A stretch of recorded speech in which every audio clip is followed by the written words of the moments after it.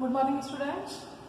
आज हम class 11th English medium का चैप्टर 2 का लास्ट पार्ट पढ़ रहे हैं, दैट इज पार्ट 8, यानी ये वीडियो 8 है। आप यहाँ पर देखिए कि अभी तक हमने जो हमने पढ़ा था उसमें हमने क्या क्या चीजें देखी थी। उसमें हमने देखा था कि यदि आपको कोई भी एटम, पहले शेप्स के बारे में पढ़ा था कि जो ऑर्बिटल्स होते हैं उनके कौन कौन से शेप हो सकते हैं, ठीक है। तो 4 टाइप के शेप्स पढ़े थे हमने, एस, पी, डी और एफ, जिसमें एस कैसा था, जिसमें एस स्फेरिकल था, जिसमें स्फेरिकल का मतलब जो इलेक्ट्रॉन डेंसिटी है वो सिमेट्रिकली डिस्ट्रीब्यूटेड थी, ठीक है। जो पी था वो कैसा था, डम्बल शेप था, और पी ऑर्बिटल कितने थे, अलॉन्ग एक्सिस थे, एक्स वाई जेड, 3 एक्सिस है तो 3 ही थे, p x, p y, p z, और डम्बल शेप थे। और डम्बल शेप में क्या था, लोब्स थे, लोब्स में इलेक्ट्रॉन डेंसिटी होती है, और वो पॉइंट जहां पर इलेक्ट्रॉन के पाए जाने की प्रोबेबिलिटी नेग्लिजिबल होती है, 0 होती है, उसे हमने नोडल प्लेन या नोडल सरफेस कहा था। फिर उसके बाद हमारे पास था डी ऑर्बिटल्स। डी ऑर्बिटल्स जो थे वो हमारे पास 5 थे। कौन कौन से थे, d x, d y, d z, ठीक है, और d x square minus y square और डी जेड स्क्वायर। तो d x y, d y z, d x z, ये जो डी ऑर्बिटल्स थे ये कैसे थे, डबल डम्बल शेप थे, यानी 2 लोब्स थे, और इसमें जो लोब थे वो इन बिटवीन द एक्सिस थे।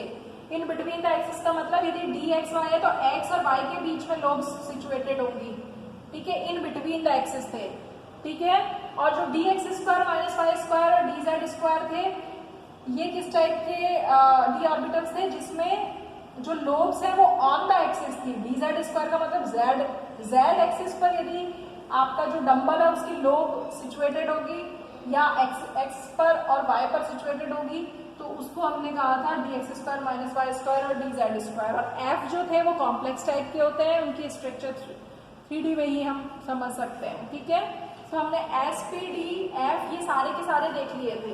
अब इसके आप आगे देखिए कि जब हम ऑर्बिटल्स का S, P, D, F type पढ़ लेते हैं, उसके बाद हमारे पास हमने कुछ रूल्स पढ़े थे, जिसमें एक रूल था ऑफ बाउ का प्रिंसिपल। ऑफ बाउ के प्रिंसिपल के बाद सेकेंड रूल था पॉलीज एक्सक्लूजन प्रिंसिपल, और थर्ड था होम्स मल्टीप्लिसिटी रूल। ये तीनों रूल्स मैंने आपको बताए थे, नियम है जिनको कि आपको लर्न करना है, जिनकी आप जब क्वेश्चन आंसर्स को करेंगे तो कहीं ना कहीं पर यूज होंगे। जैसे ऑफ बाउ में क्या बोल रहा था कि electron is filled in increasing order, कम से ज्यादा की ओर जाता है। पहले इलेक्ट्रॉन किस में फिल होगा, कम एनर्जी वाले ऑर्बिटल में होगा। जैसे मान लीजिए आपके पास ऑफ बाउ प्रिंसिपल क्या था कि पहले मिनिमम एनर्जी में जाएगा फिर इंक्रीजिंग में जाएगा, तो इंक्रीजिंग ऑर्डर में, इंक्रीजिंग ऑर्डर का मतलब कम से ज्यादा की ओर जाता है। तो जैसे मान लो आपके पास 2 ऑर्बिटल है, 1s और 2s, ठीक है। तो 1s और 2s में इलेक्ट्रॉन पहले किस में जाएगा, इलेक्ट्रॉन पहले 1s में जाएगा। 1s में क्यों जाएगा, क्योंकि 1 की एनर्जी कम है और 2 की एनर्जी ज्यादा है, क्योंकि 1 छोटा है और 2 उससे बड़ा है ना। या फिर हम तो 1s की एनर्जी कम है इसलिए पहले इसमें जाएगा, उसके बाद 2s में जाएगा। लेकिन यदि मान लीजिए तो यहाँ पर जो n है वो छोटा है, आप ऐसे कह सकते हैं, यदि हम किसी भी ऑर्बिटल को डिनोट करते हैं तो जैसे 1s लिखा है, तो मैंने कल भी बताया था कि ये जो आगे जो नंबर है 1, ये किस चीज को बता रहा है, स्मॉल n को बता रहा है, प्रिंसिपल क्वांटम नंबर को बता रहा है। और ये जो s है किस चीज को बता रहा है, एजीमुथल क्वांटम नंबर को बता रहा है। कि किसी तरीके से ये भी n है और ये भी l है, ठीक है। तो n छोटा है तो इलेक्ट्रॉन, यदि l दोनों के लिए सेम है, देखो यहाँ पर l दोनों के लिए सेम है ना, दोनों के लिए एस है, तो जिसका n कम होगा इलेक्ट्रॉन पहले उसमें जाएगा, क्योंकि उसकी एनर्जी कम होगी। मतलब ये सिर्फ समझाने के लिए, बाकी आपको जो मैंने तरीका बताया, आपको ऑफ बाउ प्रिंसिपल का जो डायग्राम बनाया आपको उसी से फिल करने हैं, ठीक है। अब दूसरा पॉइंट ये आता है कि यदि मान लीजिए आपके पास एक 2s है और एक 2p है, ये 2 ऑर्बिटल है। अब ये आ गया, अभी 1s और 2s में समझ में आ गया, पहले 1 में जाएगा फिर 2 में जाएगा, दोनों के लिए s सेम है। लेकिन यहाँ पर अब आप देखो, यहाँ पर जो सब शेल है वो दोनों अलग है, यहाँ पर n तो दोनों के लिए सेम है, ठीक है, लेकिन s और p दोनों के लिए अलग अलग है, ठीक है। तो यहाँ पर हम कैसे, अब यहाँ पर हम ऑर्बिटल किस ऑर्बिटल में मतलब इलेक्ट्रॉन पहले जाएगा, ये कैसे आइडेंटिफाई करेंगे? तो इसके लिए आप यहाँ पर देखो हम कौन सा रूल लगाएंगे, n+l का रूल लगाएंगे। तो अब आप देखो यहाँ पर क्या हो गया, n की वैल्यू तो 2 है और l की वैल्यू, s के लिए l की वैल्यू कितनी होती है, 0 होती है, तो टोटल 2 हो गई। यहाँ पर 2 + 1 = 3। समझ में आ रहा है मैं क्या कर रही हूँ? तो n+l के रूल से, n+l का रूल क्या कह रहा है, n+l की यदि हम n+l कैलकुलेट, यदि l सेम है, यदि l सेम है तब तो स्मॉल l, तो इलेक्ट्रॉन किस में जाएगा, जिसके लिए स्मॉल n की वैल्यू 0 है, मतलब स्मॉल n की वैल्यू लेस है, उसमें जाएगा। लेकिन 2s और 2p में किसकी एनर्जी कम होगी?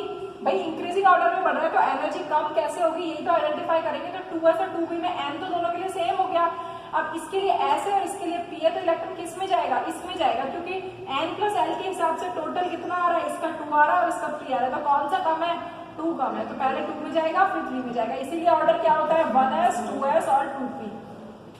आपको सीधा ला नहीं करके रखना है, लेकिन समटाइम हम जो क्वेश्चन को करते हैं तो कहीं कहीं पर दिक्कत आ जाती है, ठीक है। अब नेक्स्ट मैंने आपको बताया कि इफ n+l इज सेम, यहाँ पर देखो क्या है, n+l क्या है, दोनों के लिए अलग अलग है, ठीक है। If n+l is same then electron will fill in that orbit which has smaller n number. अब आप देखो 3p और 4 ऐसे ये दो ऑर्बिट लिखे हुए हैं, आपसे क्वेश्चन तो पूछ सकता है इस टाइप का कि इलेक्ट्रॉन पहले किस में जाएगा, ठीक है। अब आप यहाँ पर देखो, यहाँ पर दोनों ही सिचुएशंस अलग है, इन दोनों में अलग अलग चीज थी, इसमें l सेम था, ठीक है, इसमें n सेम था।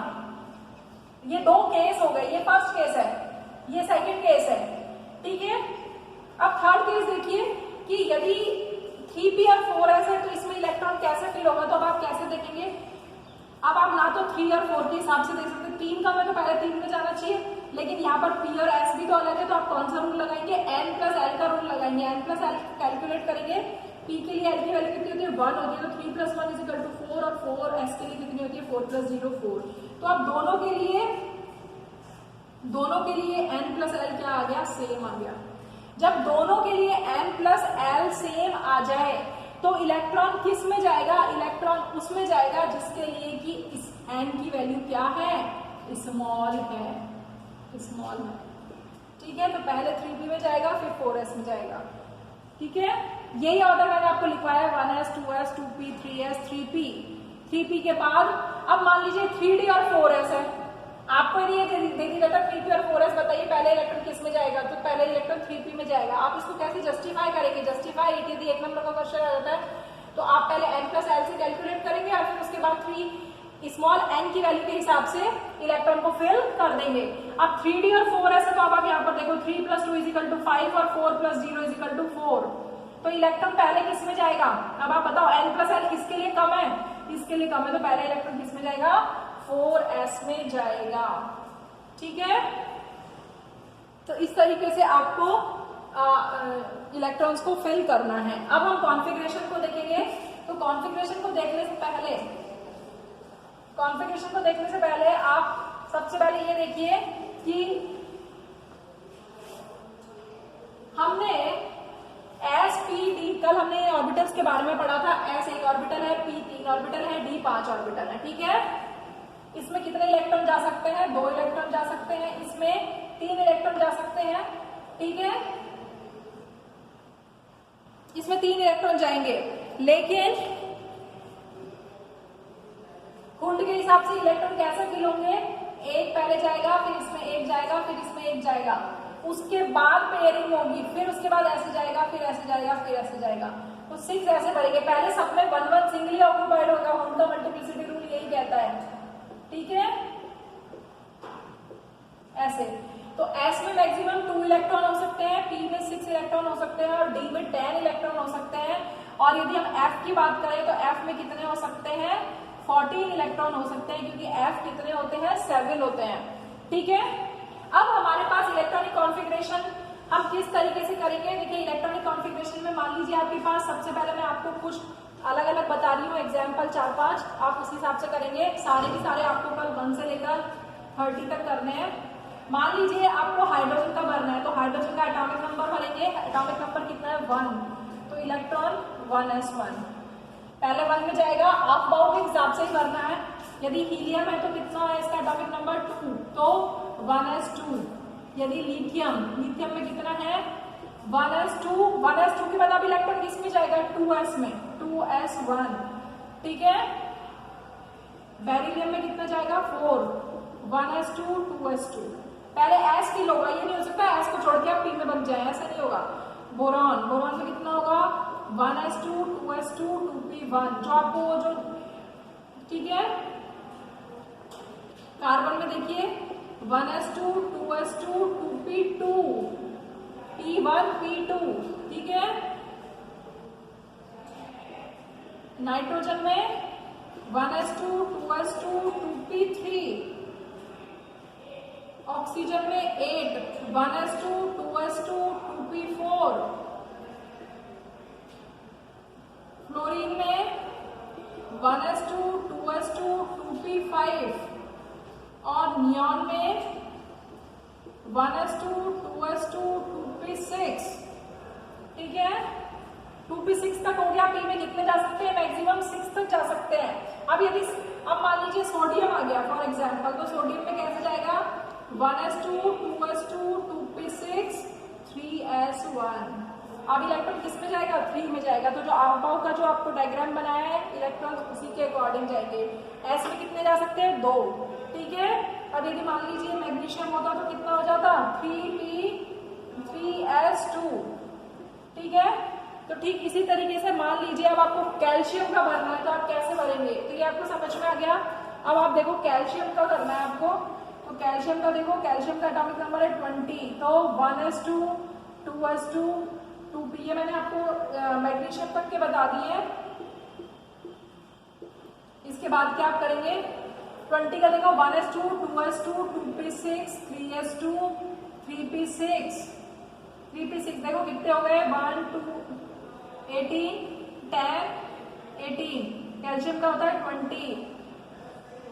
अब किस में जाएगा 3p6 हो गया। अभी मैंने आपको एक केस बताया 3p6 के बाद इलेक्ट्रॉन किस में जाना चाहिए 3p6 के बाद 3d में नहीं जाएगा 4s में जाएगा। ये मैं आपको अभी समझा चुकी हूँ थोड़ी देर पहले कि 4s में क्यों जाएगा 4s2। ठीक है, 4s2 कंप्लीट होने के बाद तो टोटल नंबर ऑफ इलेक्ट्रॉन्स कितने हो गए, ये 10 और 10 20 मींस 20 इलेक्ट्रॉन्स हो गए आपके।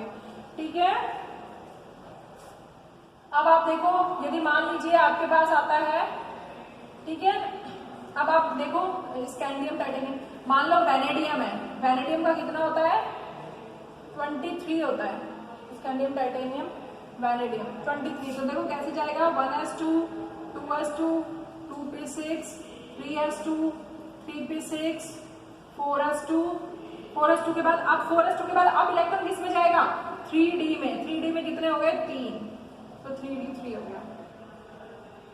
ठीक है, अब आपके पास आता है क्रोमियम का है 24, 1s2 2s2 2p6 3s2 3p6 4s2 3d4। अब आप देखो क्रोमियम क्या है, क्रोमियम एक एक्सेप्शन है, ये आपको लर्न करके रखना है। क्रोमियम क्या है, क्रोमियम एक एक्सेप्शन है कि इसमें 3d4 है, 3d4 होते ही इसमें चेंज हो जाएगा और ये कॉन्फ़िगरेशन किस तरीके से बदल जाएगा 4s1 3d5 में बदल जाएगा, ऐसे हो जाएगा ये। ठीक है, 4s1 3d5 में बदल जाएगा। समझ में आ गया, ये वेरी वेरी इंपॉर्टेंट कि ये एक अलग केस है कि क्रोमियम जो है उसमें ऐसे ही भरा जाएगा, लेकिन बाद में क्या होता है, बाद में एक इलेक्ट्रॉन जंप करके इधर चला जाता है और 3d5 हो जाता है। अब आप कहोगे कि इसमें ऐसा क्यों हुआ, इसमें ऐसे इसलिए हुआ क्योंकि डी ऑर्बिटल कितने थे, डी ऑर्बिटल थे 5, कौन कौन से xy yz xz dx² y² और dz²। ठीक है, 5 ऑर्बिटल थे, तो 5 ऑर्बिटल थे तो जो d5 है वो कैसा कॉन्फ़िगरेशन है, हाफ फिल्ड। यदि सब में एक इलेक्ट्रॉन होगा तो ये कितना इलेक्ट्रॉन हो जाएंगे, ये हाफ फिल्ड हो जाएगा। तो d का हाफ फिल्ड तो d5 है और फुल फिल्ड क्या है d10 जो है वो फुल फिल्ड है। ठीक है, तो वो हाफ फिल्ड हो गया। तो हाफ फिल्ड जो होते हैं वो स्टेबल होते हैं। ठीक है, ठीक इसी तरीके से आप देखो एक कॉपर का देखिए, कॉपर जो है वो है 29, ये भी एक एक्सेप्शन है, ये दोनों एक्सेप्शन है जो कि मैं आपको बता रही हूँ। तो इसका देखो कैसे होगा 1s2 2s2 2p6 3s2 3s2 3p6 4s2 3d9, ठीक है 29 होता है। देखो 10 20 और 9 29।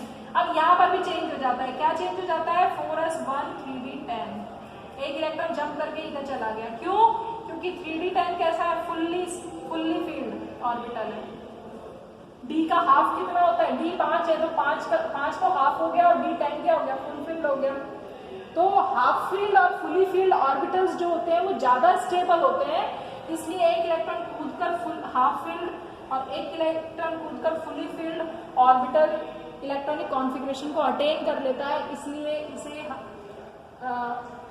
ये कॉन्फ़िगरेशन इस तरीके से है। तो क्रोमियम और कॉपर दोनों ही एक्सेप्शन है, ये आपको लर्न करके रखना है। अब अभी हमने कहा कि यहाँ से इलेक्ट्रॉन कूदकर इसमें जा रहा है क्योंकि ये d5 हो गया जो कि हाफ फील्ड है, और यहाँ पर एक इलेक्ट्रॉन कूदकर जा रहा है क्योंकि फुल्ली फील्ड हो गया।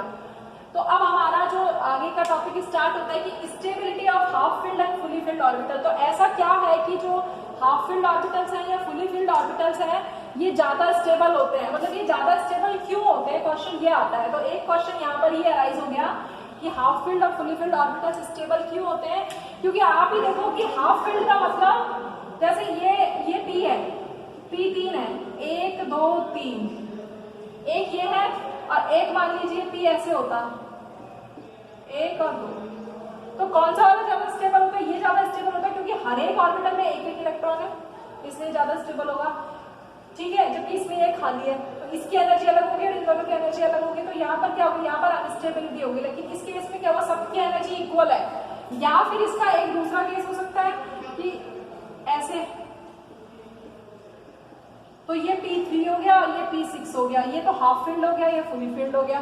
तो इसमें भी क्या है, सिमेट्रिकल डिस्ट्रीब्यूशन ऑफ इलेक्ट्रॉन, यानी हाफ फील्ड और फुली फील्ड में इलेक्ट्रॉन्स का जो डिस्ट्रीब्यूशन है वो कैसा होता है, सिमेट्रिकल, यानी सब में बराबर है। इसकी एनर्जी जितनी है उसकी भी एनर्जी जितनी है, इन तीनों की एनर्जी इक्वल है क्योंकि सब में दोनों इलेक्ट्रॉन है और दोनों इलेक्ट्रॉन का डायरेक्शन भी सेम टाइप का है, ठीक इसी तरीके से इसमें। तो इसका और इसका एनर्जी लेवल जो है वो इक्वल है क्योंकि वहां पर सिमेट्री मेंटेन हो रही है, इसलिए ये हाफ फील्ड और फुली फील्ड ऑर्बिटल्स जो होते हैं वो ज्यादा स्टेबल होते हैं, ठीक है। तो एक तो सिमेट्रिकल डिस्ट्रीब्यूशन होने के कारण स्टेबिलिटी आती है हाफ फील्ड में और फुली फील्ड में, और दूसरा रीजन क्या है, दूसरा रीजन है एक्सचेंज एनर्जी, ठीक है। एनसीईआरटी के बुक्स में भी और सीबीएसई में it's a mention, it's an important part कि एक्सचेंज एनर्जी। देखो क्या होता है कि एक्सचेंज एनर्जी क्या होती है, जब इलेक्ट्रॉन्स का एक्सचेंज होता है एक सेम ऑर्बिटल में, मतलब सेम सब शेल में, ये एक डी शेल है, डी सब शेल में 5 ऑर्बिट्स है। अब यदि इलेक्ट्रॉन्स का एक्सचेंज होता है, जहां पर इलेक्ट्रॉन का एक्सचेंज जितना ज्यादा होगा स्टेबिलिटी उतनी ही ज्यादा होगी। कैसे, इस चीज को हम इस तरीके से समझ सकते हैं, देखिए कि हमारे पास मान लीजिए 2 कॉन्फ़िगरेशन है, डी के रेस्पेक्ट में मैं आपको बता रही हूँ कि हमारे पास 2 कॉन्फ़िगरेशन दिए हुए हैं, एक हमने दे रखा है D4, एक हमने दे रखा है D5। अब कौन सा वाला कॉन्फ़िगरेशन ज्यादा स्टेबल होगा, देखो D4 में 4 इलेक्ट्रॉन है, एक इलेक्ट्रॉन यहाँ से एक्सचेंज होगा, ये इलेक्ट्रॉन यहाँ जा सकता है, ये इलेक्ट्रॉन यहाँ जा सकता है, ये इलेक्ट्रॉन यहाँ जा सकता है, ये एक्सचेंज कर सकता है। तो पहला इलेक्ट्रॉन कितनी बार एक्सचेंज कर सकता है, टोटल 3 बार एक्सचेंज कर सकता है। दूसरा इलेक्ट्रॉन जो है वो कितनी बार एक्सचेंज कर सकता है, 1 बार और 2 बार, तो 2 बार कर सकता है। और ये तीसरा इलेक्ट्रॉन 1 बार ही एक्सचेंज कर सकता है, ठीक है। और चौथा तो कर ही नहीं पाएगा, ठीक है, क्योंकि एक्सचेंज का मतलब इधर तो इलेक्ट्रॉन है ही नहीं तो एक्सचेंज तो होगा ही नहीं। तो टोटल नंबर ऑफ एक्सचेंज कितने हो गए, 6 हो गए, किसमें, D4 में। अब आप D5 में देखिए, पहला इलेक्ट्रॉन यहाँ एक्सचेंज कर सकता है, यहाँ एक्सचेंज कर सकता है, यहाँ एक्सचेंज कर सकता है, यहाँ एक्सचेंज कर सकता है। टोटल एक्सचेंज कितने कर पा रहा है पहला इलेक्ट्रॉन, 4। दूसरा देखो ये यहाँ कर सकता है, ये यहाँ कर सकता है और ये यहाँ कर सकता है, तो कितने एक्सचेंज कर पा रहा है, 3 एक्सचेंज कर पा रहा है, ठीक है। तीसरा देखो यहाँ कर पा रहा है और यहाँ कर पा रहा है, और चौथा सिर्फ यहाँ कर पा रहा है 1 बार, ठीक है। तो जो टोटल नंबर ऑफ एक्सचेंज है D5 कॉन्फ़िगरेशन में कितने हो रहे हैं, 10, जबकि D4 में कितने हो रहे हैं, 6। तो मोर द एक्सचेंज, जब एक्सचेंज होगा तो एनर्जी रिलीज होगी, जब इलेक्ट्रॉन एक्सचेंज करते हैं तो एनर्जी रिलीज होती है। तो ये एनर्जी जो रिलीज होती है ये एक्सचेंज एनर्जी कहलाती है। जब एनर्जी रिलीज होगी तो जो सिस्टम है उसकी एनर्जी कम हो जाएगी, ठीक है, और उससे क्या होगा, स्टेबिलिटी आ जाएगी, ठीक है। तो एक्सचेंज एनर्जी जितनी ज्यादा होगी स्टेबिलिटी भी उतनी ही ज्यादा होगी। तो ये दोनों रीजन है, एक्सचेंज एनर्जी और symmetrical distribution, which is responsible for the stability of half field and fully filled orbitals, ठीक है। तो हमेशा आपको ध्यान रखना है कि हाफ फील्ड आपके पास P3, P6, D5, D10, F7, F14, ये कॉन्फ़िगरेशन कौन से हैं, फुली फील्ड ऑर्बिटल्स के, और ये कॉन्फ़िगरेशन किसके हैं, हाफ फील्ड ऑर्बिटल्स के हैं, ठीक है। तो हाफ फील्ड ऑर्बिटल्स और fully filled orbitals both are stable due to the symmetrical distribution of electron, symmetry maintain हो रही है दोनों में ही, और दोनों में ही एक्सचेंज एनर्जी जो है that is playing important role to gain और टू अटेन स्टेबिलिटी, ठीक है। तो ये आपका चैप्टर फिनिश हो गया है, आप इसको पढ़ेंगे। Thank you.